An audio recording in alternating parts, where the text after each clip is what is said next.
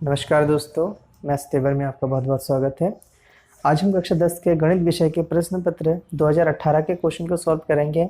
और ये जो वीडियो होगा ये पार्ट 4 होगा। इससे पहले हमने वीडियो जो फर्स्ट था उसमें क्वेश्चन नंबर 1 से लेकर 10 तक के क्वेश्चन को सॉल्व किया था, और जो पार्ट 2 था उसमें 11 से लेकर 15 तक के क्वेश्चन को सॉल्व किया था, और पार्ट 3 में 16 से लेकर 20 तक के क्वेश्चन को सॉल्व किया था। आज ये पार्ट 4 है। इसमें हम प्रश्न संख्या 21 से लेके 25 तक के क्वेश्चन को सॉल्व करेंगे। तो आइए क्वेश्चन को शुरू करते हैं।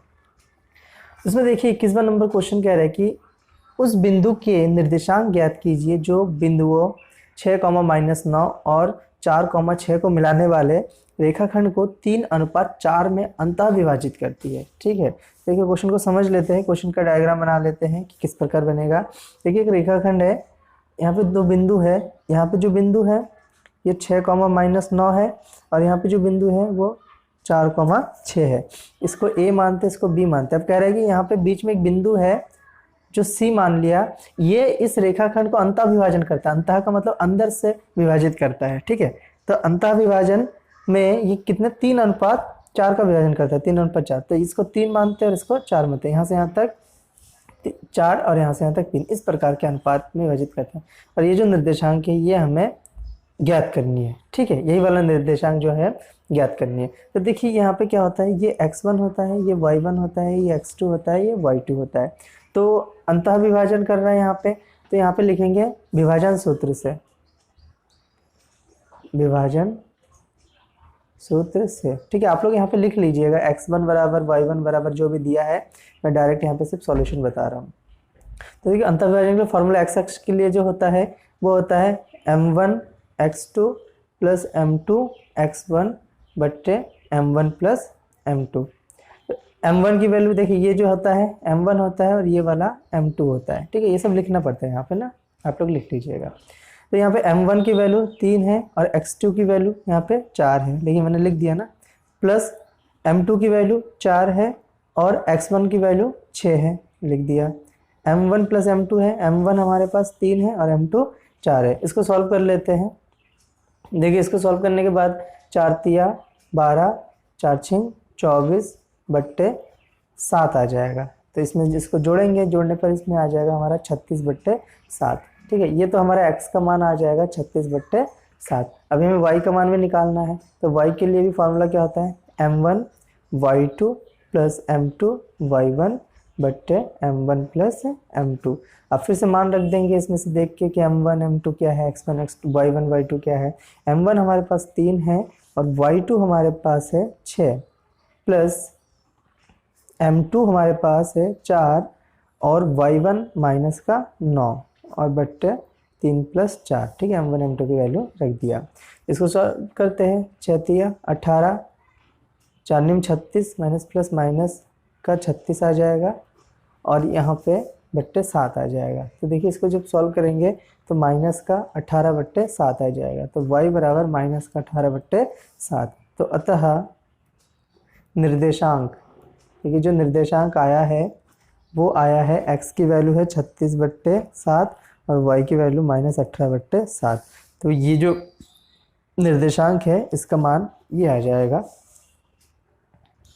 अब अगला क्वेश्चन सॉल्व करते हैं। Question number 22। इसमें कह रहे हैं कि यदि 1,1 7,-3 12,2 और 7,21 एक चतुर्भुज के शीर्षों के निर्देशांक है तो सिद्ध कीजिए कि चतुर्भुज का क्षेत्रफल 132 वर्ग मात्रक होगा। ठीक है, इसमें एक फॉर्मूला लगाएंगे और आंसर आ जाएगा। तो सबसे पहले इसका चित्र बना लेते हैं। हमने चित्र बना लिया है। जब चित्र बनाएंगे ना तो निर्देशांक को यहाँ पे देखिए, जैसे निर्देशांक लाइन से है ना, इसको a, इसको b, इसको c और इसको d इस प्रकार से लेंगे। अगर आगे पीछे ले लिया, उल्टा सीधा ले लिया यहाँ पे कि इसको a, इसको b, इसको c, तो गलत हो जाएगा। ठीक है, तो लाइन से देखिए, इसको a है b c d, x1 y1 x2 y2 x3 y3 x4 y4 हमने लिख लिया। यहाँ पे चतुर्भुज का क्षेत्रफल ABCD चतुर्भुज का जो क्षेत्रफल होगा वो होगा 1/2। देखिए यहाँ पे फॉर्मूला को याद कर लीजिए। ठीक है, देखिए x1 y2 यानी x जितना होगा y से एक ज़्यादा होगा, x1 y2 x2 y3 x3 y4 x4 y1, फिर बीच में माइनस। अब यहाँ पे x पहले था y बाद में था। अब यहाँ पे उसको उल्टा हो जाएगा, y1 x2, देखिए y एक कम है, x एक ज़्यादा है, y1 x2, y2 x3, y3 x4, y4 x1, ठीक है, इस प्रकार से याद कर लीजिए। और इसका दूसरा मेथड भी है, चतुर्भुज के क्षेत्रफल ज्ञात करने के लिए दूसरा मेथड ये है ना कि इसके विकर्ण को हम ऐसे खींचते हैं, दो त्रिभुज में डिवाइड हो जाता है, फिर हम क्या करते हैं, पहले इस त्रिभुज का क्षेत्रफल निकालेंगे और प्लस इस त्रिभुज का क्षेत्रफल, तब भी ये हो सकता है, ठीक है। उसमें हम दो भागों में करते हैं और ये जो फॉर्मूला है इसे एक भाग में ही सॉल्व हो जाता है। तो आप लोगों को जो सही लगे मेथड वो कर सकते हैं। अगर दो त्रिभुजों में तोड़ के करना है तो यहाँ पे विकर्ण BD या AC को मिला दीजिए, दो त्रिभुज बन जाएगा, फिर दोनों त्रिभुज का क्षेत्रफल निकाल के जोड़ दीजिए, तब भी चतुर्भुज का क्षेत्रफल आ जाएगा। और अगर एक ही में करना है तो ये वाला फॉर्मूला लगा दीजिए, ठीक है। तो आप लोगों को जो ठीक लगे वो कर सकते हैं आप लोग। भाई इसको सॉल्व करते हैं, 1/2 यहाँ पे x1 की वैल्यू रखते हैं। देखिए x1 की वैल्यू यहाँ पे देखते रहिए, मैं जो रख रहा हूँ 1 × -3 प्लस 7 × 2 प्लस 12 × 21 प्लस 7 × 1, ठीक है। देखिए वैल्यू मैंने पूरा रख दिया देख देख के यहाँ से, ठीक है, आप लोग भी देख लीजिए। माइनस y1 x2 की वैल्यू रखेंगे, y1 1 है, x2 7 है, प्लस y2 माइनस का 3 है इंटू x3 12 है, प्लस अब y3 x4, y3 हमारे पास है 2 और x4 है 7, प्लस y4 है 21 और x1 है 1, ठीक है। इसको हम सॉल्व कर लेते हैं। तो यहाँ पे 1/2, देखिए 3 एकम 3 माइनस के दिन 7 दूनी 14 और 21 को जब 12 से गुणा 252 आएगा, प्लस 7 एकम 7, ये तो है इधर वाले का सॉल्यूशन। माइनस अब इधर वाले का करते हैं, 7 एकम 7 और यहाँ पे, ठीक है, देखिए ये ब्रैकेट है, ठीक है, 31 नहीं है, तो यहाँ पे क्या आ जाएगा, 12 × 36 माइनस का आ जाएगा, और यहाँ पे 7 दूनी 14 आ जाएगा, और यहाँ पे 21 एकम 21 आ जाएगा। इसको अब हमें सॉल्व करना है। इसको आगे सॉल्व कर लेते हैं, 1/2, इसमें से अगर सॉल्व करेंगे तो 11 प्लस इसमें इसको जोड़ देंगे तो 259 आ जाएगा, माइनस इसको सॉल्व कर लेते हैं। इसमें से जब इसको सॉल्व करेंगे, इन दोनों को सॉल्व करेंगे तो माइनस का 29 आ जाएगा, प्लस इन दोनों को सॉल्व करेंगे तो यहाँ पे हमारा आ जाएगा 35।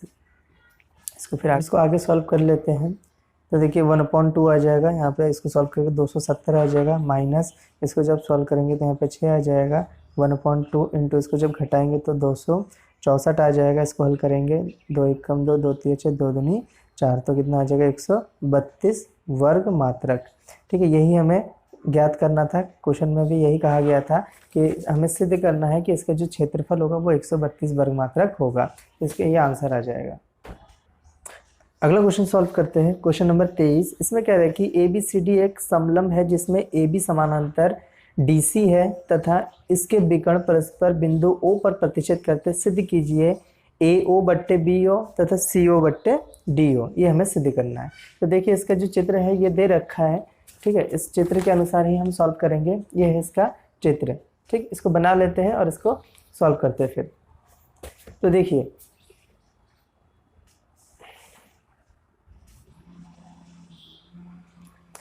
सबसे पहले यहाँ पे दे रखा है कि AB समानांतर CD है, यानी AB CD के समानांतर है, ठीक है।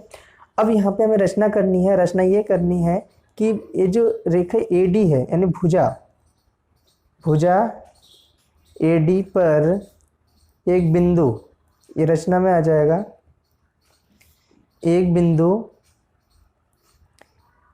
E लिया, ठीक है, एक बिंदु E लिया जो O से मिलता है, O से मिलता है, ठीक है, यानी E लिया जो कि O से मिलता है ये। तो यहाँ पे देखिए जो EO समानांतर है AB तथा EO समानांतर है CD। यहाँ पे जो है ये दोनों रेखाखंड के समानांतर, इसके भी और इसके भी, ठीक है। तो देखिए अब ये जो समानांतर है, जब AB के समानांतर होगा तो कौन सा त्रिभुज बन रहा है, देखिए ये जो रेखाखंड है इसके समानांतर होगा तो त्रिभुज ABD बन रहा है। तो यहाँ पे लिखेंगे त्रिभुज ABD में ठीक है।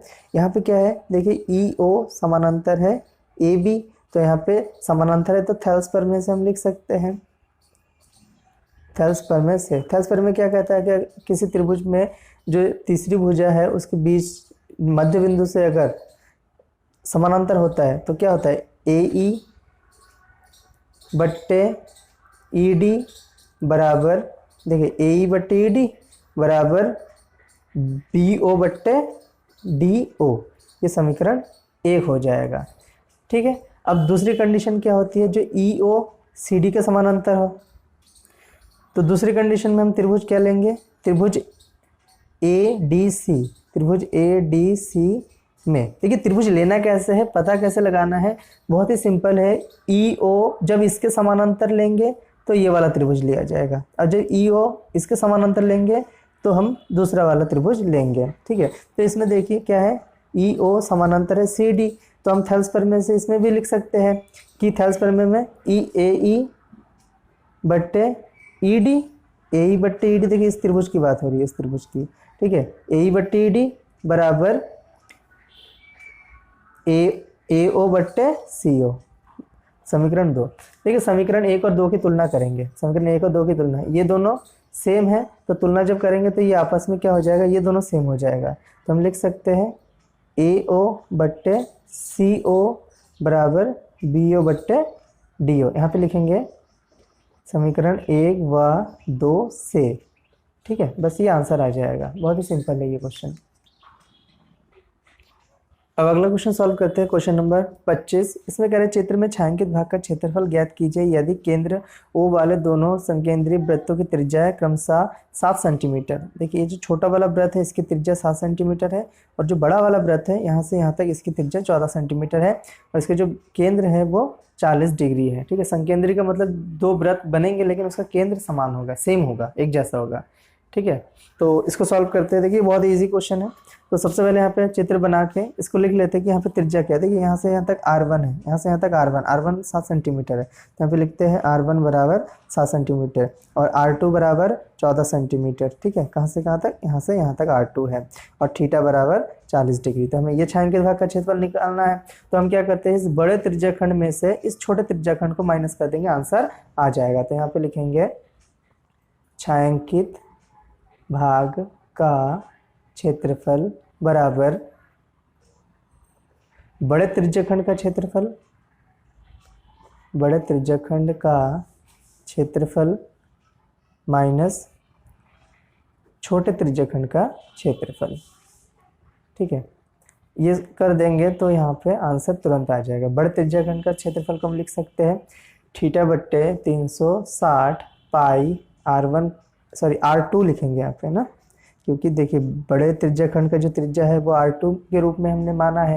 यहाँ पे R2 लिखेंगे, R2 का स्क्वायर माइनस थीटा बट्टे 360 पाई R1 का स्क्वायर। ठीक है। जैसे हम मानेंगे उसी अनुसार से यहाँ पे रखेंगे। तो यहाँ पे जो कॉमन आता है उसको लिख लेते हैं। देखिए थीटा दोनों का सेम है तो पहले मान रखते हैं फिर कॉमन ले लेंगे। 40 बट्टे 360, पाई का मान 22 बट्टे 7, और R स्क्वायर की जगह हम लिखेंगे 14 गुणा 14, क्योंकि R2 की वैल्यू 14 है, और यहाँ पे भी 40 बट्टे 360 गुणा 22 बट्टे 7, R1 की वैल्यू है 7 गुणा 7। अब यहाँ पे देखिए कॉमन क्या आ रहा है, ये चीज़ पूरा दोनों में सेम है, तो यहाँ पे कॉमन पहले ले लेते हैं फिर काट देंगे, और अभी भी काट सकते थे लेकिन एक साथ नहीं करेंगे, ये सब अलग अलग स्टेप में करके दिखाएंगे। तो यहाँ पे 14 गुणा 14 आ जाएगा, और यहाँ पे 7 गुणा 7 आ जाएगा। अब देखिए काट लेते हैं, 0 से 0 कट गया, 4 1 4, 4 निम 36। ठीक है। और कुछ पॉसिबल नहीं है काटना, तो 22 बट्टे यहाँ पे 7 निम 63 लिख देते हैं, और इसको सॉल्व करते हैं। इसको सॉल्व करने में 14 को 14 से गुणा करेंगे, 196 आएगा, 7 7 49 आ जाएगा। इसको आगे सॉल्व कर लेते हैं। 22 बट्टे 63 गुणा, जब 196 में से 49 घटाएंगे तो 147 आएगा। अब इसको काटते 3 से, 3 दूनी 6, 3 1 कम 3, 3 चौको 12, 3 निम 27। ठीक है। 7 से काटेंगे, 7 21, 7 7 49। तो यहाँ पे गुणा कर देते, 7 दूनी 14, 7 दूनी 14 और 1 15 बट्टे 3, इतना वर्ग सेंटीमीटर स्क्वायर हो जाएगा। ठीक है, या सॉरी वर्ग सेंटीमीटर, या इसको लिख सकते हैं सेंटीमीटर स्क्वायर। ठीक है, दोनों में से कुछ भी लिख सकते हैं। अगला क्वेश्चन है 25 नंबर का अथवा वाला। इसमें कह रहा है कि एक लंबवृत्तीय शंकु 8 सेंटीमीटर ऊंचा है और इसके आधार की त्रिज्या 2 सेंटीमीटर है। शंकु को पिघलाकर एक गोले के रूप में ढाला जाता है, गोले का व्यास ज्ञात कीजिए। देखिए, जब भी कोई जो आकृति है उसको पिघलाकर दूसरे शेप में ढाला जाता है तो हमेशा याद रखिए कि वहाँ पे आयतन की बात होती है। ठीक है, तो आयतन यानी कि यहाँ पे शंकु को पिघला करके गोले में ढाला जा रहा है, तो शंकु का जो आयतन रहा होगा प्रारंभ में, गोले में बदलने के बाद भी उसका आयतन उतना ही होता है। ठीक है, आयतन नहीं बदलता है यहाँ पे। तो यहाँ पे इसको समझते हैं चित्र की सहायता से। देखिए, चित्र कुछ इस प्रकार से होगा। यहाँ पे हमने क्या किया कि शंकु को बनाया, शंकु को पिघलाया गोले में, तो शंकु की जो त्रिज्या है उसको हम r1 ले लेते हैं। तो यहाँ पे क्वेश्चन में दे रखा है शंकु की त्रिज्या 2 सेंटीमीटर है और इसकी जो ऊंचाई है वो ऊंचाई 8 सेंटीमीटर है। और हमें क्या करना है, गोले की त्रिज्या ज्ञात करनी है। गोले की त्रिज्या को हम कैपिटल R लेते हैं। ठीक है, और यहाँ पे स्मॉल r ऑनली लेते हैं, R1 नहीं लेते हैं, नहीं तो कंफ्यूज हो जाएंगे। तो यहाँ पे जो जो चीज़ दे रखा है ये है, यहाँ पे लिखेंगे शंकु के लिए, या लिख सकते हैं शंकु की ऊंचाई ऐसे करके लिख सकते हैं। शंकु के लिए h बराबर 8 सेंटीमीटर है, r बराबर 2 सेंटीमीटर है। माना गोले की त्रिज्या, गोले की त्रिज्या बराबर कैपिटल R सेंटीमीटर। अब देखिए यहाँ पे जब शंकु को पिघला रहे हैं तो शंकु का आयतन किसके बराबर होगा, गोले के आयतन के बराबर होगा। ठीक है, गोले का आयतन दोनों सेम रहेगा। तो शंकु का आयतन 1/3 पाई r² h होता है और गोले का आयतन 4/3 पाई r का क्यूब होता है। 3 से 3 कट जाएगा, पाई से पाई कट जाएगा। r स्मॉल r की वैल्यू रखेंगे 2 का स्क्वायर और h की वैल्यू रखेंगे 8 बराबर 4 गुणा r3, क्योंकि कैपिटल R हमें निकालना है। इसको सॉल्व कर लेते हैं। देखिए 2 गुणा 2 गुणा 8, ये 4 गुणा में है तो इधर आके भाग में आ जाएगा और यहाँ पे आ जाएगा r3, 4 दूनी 8, तो यहाँ पे 2 गुणा 2 गुणा 2 बराबर r3। इसको लिख सकते हैं 2/3, इसको लिखते हैं r3। दोनों तरफ तुलना करने पर r बराबर 2 आ जाएगा। ठीक है, तो गोले का हमें व्यास ज्ञात करना है, तो लिखेंगे गोले का व्यास बराबर 2 गुणा त्रिज्या होता है। ठीक है, त्रिज्या अभी क्या है, 2 आया है, तो 2 गुणा 2 बराबर 4 सेंटीमीटर। गोले की जो त्रिज्या होगी वो 4 सेंटीमीटर, सॉरी, गोले का जो व्यास होगा वो 4 सेंटीमीटर होगा।